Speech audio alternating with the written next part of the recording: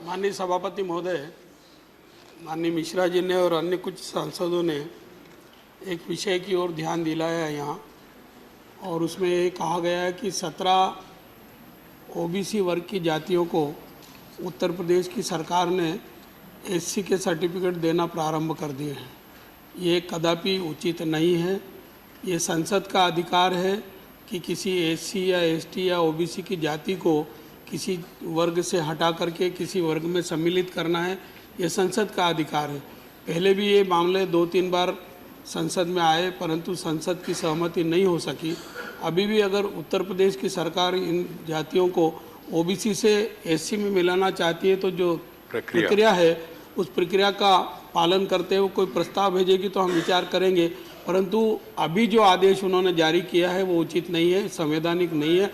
मैं उनसे आग्रह करूंगा कि इस प्रकार के आदेश के आधार पर किसी का प्रमाण पत्र न बनाए, नहीं तो कोर्ट कचहरी में जाएगा और वो निरस्त होगा, उससे कोई लाभ नहीं होगा। ठीक, धन्यवाद उपसभापति महोदय।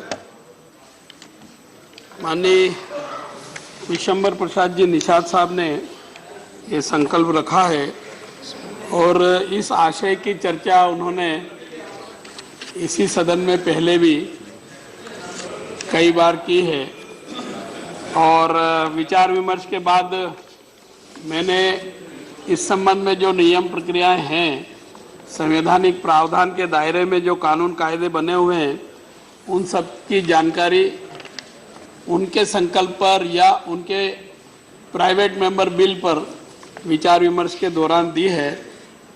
मैं फिर से उन कुछ मुद्दों को संक्षिप्त में दोहराने की आवश्यकता महसूस करता हूं, और जो जो समस्याएं सामने आई है उनके बारे में भी मैं कुछ कह कर के संतुष्ट कराने का प्रयास करूंगा। उन्होंने बहुत सारी जातियों को अनुसूचित जाति में सम्मिलित करने का इसमें उल्लेख किया है। नहीं होने के कारण जो कठिनाइयां आ रही है उसके बारे में भी उल्लेख किया है, पिछड़ी जातियों के बारे में भी उल्लेख किया है, और जो नियम प्रक्रिया है उस प्रक्रिया के दायरे में जो अनेक कठिनाइयां आ रही है उन कठिनाइयों को दूर करने के संबंध में भी अपनी बात कही है। उपसभापति महोदय, किसी जाति को अनुसूचित जाति में मिलाना हो या उसको जो जातियों की सूची है उससे अलग करना हो तो उसकी एक नियम प्रक्रिया बनी हुई है। भारत के संविधान के अनुच्छेद 341 में अनुसूचित जातियां लिस्टेड है और 342 में अनुसूचित जनजातियां लिस्टेड है, और उन जातियों का उल्लेख 366 अनुच्छेद में 23, 24, 25 नंबर पर भी उनके बारे में कुछ कहा गया है, और इन जातियों को घटाने बढ़ाने के लिए नियम बने हैं, और वो नियम आज से नहीं बने हैं। 1950 में जब अनुसूचित जातियां लिस्टेड हुई थी उस समय से वो लागू है।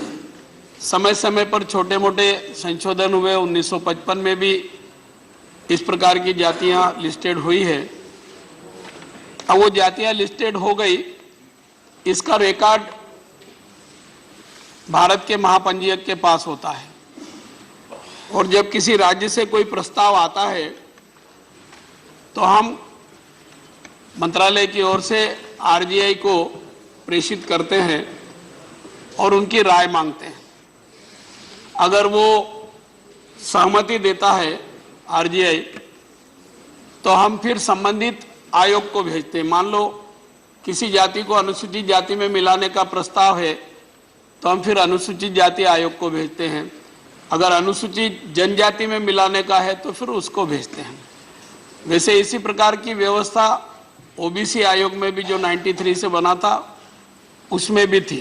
अगर राज्य कोई प्रस्ताव भेजता है किसी जाति को पिछड़ी जाति में सम्मिलित करने के लिए तो उसमें आरजीआई को भेजने का प्रावधान नहीं था, सीधे सीधे आयोग के पास जाती थी और आयोग रिपोर्ट देता था, तो सरकार के लिए वो बंधनकारी होता था। परंतु इसमें जो दिक्कत आती है वो ये आती है कि आरजीआई ने अगर सहमति दे दी तो फिर आयोग में भी जाता है। और दोनों से सहमति हो जाती है, आरजीआई से और आयोग से, तो फिर सरकार उस पर विधेयक तैयार करती है और विधेयक को कैबिनेट के समक्ष ले जाते हैं और कैबिनेट स्वीकृति देकर के वो संसद में प्रस्तुत किया जाता है और संसद उस पर निर्णय करती है। ये प्रक्रिया है और इसी प्रक्रिया के अंतर्गत विशंबर प्रसाद जी ने जिन जिन जातियों का उल्लेख किया है वो एक बार नहीं अनेक बार आरजीआई के द्वारा स्वीकृत कर दी गई है। आरजीआई की रिपोर्ट के आधार पर संबंधित आयोग ने भी असहमति व्यक्त कर दी है। इसलिए हम इन जातियों को जोड़ने और घटाने का काम नहीं कर सके। ये बात अपने आप में सही है, मैं खुद भी अनुभव करता हूं कि ग्रामेटिकल मिस्टेक के कारण भी जाति वही है, परंतु हिंदी और इंग्लिश में अगर स्पेलिंग का कुछ अंतर है तो सर्टिफिकेट नहीं बनाते हैं अधिकारी। बहुत बड़ी समस्या है। हाँ, ये बहुत बड़ी समस्या, मैं आपसे सहमत हूं, पर वो ग्रामेटिकल सुधार करने के लिए भी, काना मात्रा का सुधार करने के लिए भी संबंधित राज्य सरकार ही प्रस्ताव करती है। राज्य सरकार प्रस्ताव करती है, उसके बाद यही प्रक्रिया है जो मैंने अभी बताई है, उसी प्रक्रिया से उसका अनुपालन हम करने की स्थिति में होते हैं। अब ये जो जातियां इन्होंने बताई है, इनके साथ यही समस्या हुई है और हम वो नहीं कर सके हैं। परंतु मैं इतना जरूर कह सकता हूं कि इन 4 वर्षों में, 4.5 वर्षों में हमने लगभग 11 राज्यों में वहां से जो प्रस्ताव आए थे उसमें से उनको इसी प्रक्रिया का अनुपालन करते हुए लगभग 24 जातियों को सम्मिलित करने का काम किया। उसमें 2 नई जातियां जुड़ी है और 22 जो समानांतर पर्यायवाची नाम है। इस प्रकार की एक टोटल मिलाकर के 24 जातियां हैं। हमने एक 6 जातियों को निकाला भी है राज्य की मांग के अनुसार और एक जाति को विलोपित भी किया है, सिक्किम की थी वो। ये मेरे पास जानकारी भी है, आंकड़े भी है। इसी आशय की एक जानकारी आदरणीय दिग्विजय सिंह जी ने भी रखी है। मैं उनको उस संबंध में भी निवेदन करना चाहता हूं कि हर राज्य में यह समस्या है। मेरे अपने मध्य प्रदेश में भी है, मैं मध्य प्रदेश से आता हूं। वहां प्रजापति जाति 3 जिले में तो एससी में है, बाकी में ओबीसी में है। हाँ, धोबी भी है, जायसवाल भी है। ऐसे ही हर राज्य में है। अलग अलग जिलों में एक ही नाम की जाति अलग अलग श्रेणी में है और उसका जो हमने प्रारंभिक अध्ययन किया और मेरे ध्यान में आया है वो ये है कि जब ये इन जातियों का अनुसूचित जाति या जनजाति में समावेशन की कार्रवाई चल रही थी, उस समय विचार विमर्श किया और अब उन्होंने मौके पर जाकर के देखरेख की होगी, जांच पड़ताल की होगी, तो उस समय की परिस्थिति के हिसाब से वो ठीक स्थिति में थे, यहां कमजोर स्थिति में थे, वहां कुछ और थे। इस आधार को लेकर के उन्होंने इन जातियों का समावेशन कर दिया था। अब उसको घटाने बढ़ाने की दृष्टि से जो कानून कायदे बने हैं वो संसद ने ही बनाए और संसद ने कानून बनाए हैं, उसका अनुपालन पिछली सरकारें भी करती रही और हम भी कर रहे हैं। श्रीमान, एक निवेदन, आपने जो एक विषय रखा और मैं मध्य प्रदेश का एक उदाहरण देता हूं। मध्य प्रदेश सरकार ने अनुसूचित जनजातियों की सूची में माझी के पर्याय के रूप में धीमर, केवट, कहार, भोई, मल्लाह और निषाद समुदाय को शामिल करने का प्रस्ताव किया था। आरजीआई ने सहमति नहीं दी और ये 2012 में यहां से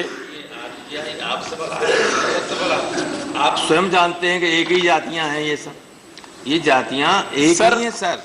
नहीं, ये जब सब जानते हैं 2012 में रिजेक्ट हुआ है।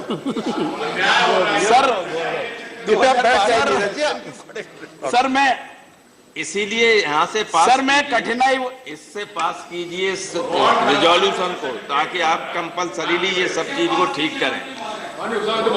सर आप मंत्री जी को अपनी बात पूरा कर ले देगा, ये नहीं कर रहे तो प्लीज आप अपनी बात आप कहें।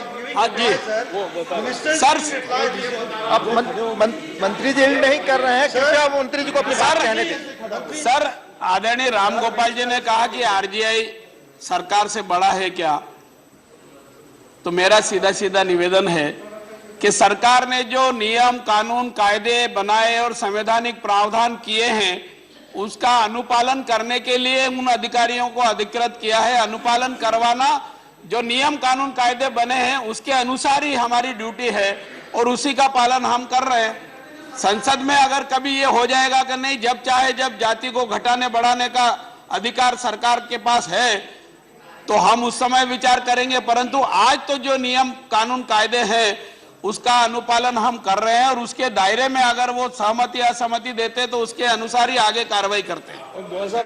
एक राज्य से दूसरे राज्य में किसी जाति की सामाजिक स्थिति भिन्न होती है और यह उपयुक्त नहीं होगा कि समूचे देश के लिए किसी जाति अथवा जनजाति को सामान्य नियम का रूप देते हुए अनुसूचित जाति अथवा अनुसूचित जनजाति के रूप में कर दिया जाए। इस कारण से हम जैसा विशंबर प्रसाद जी चाहते हैं वैसा करने की स्थिति में नहीं है। अगर संबंधित राज्य सरकार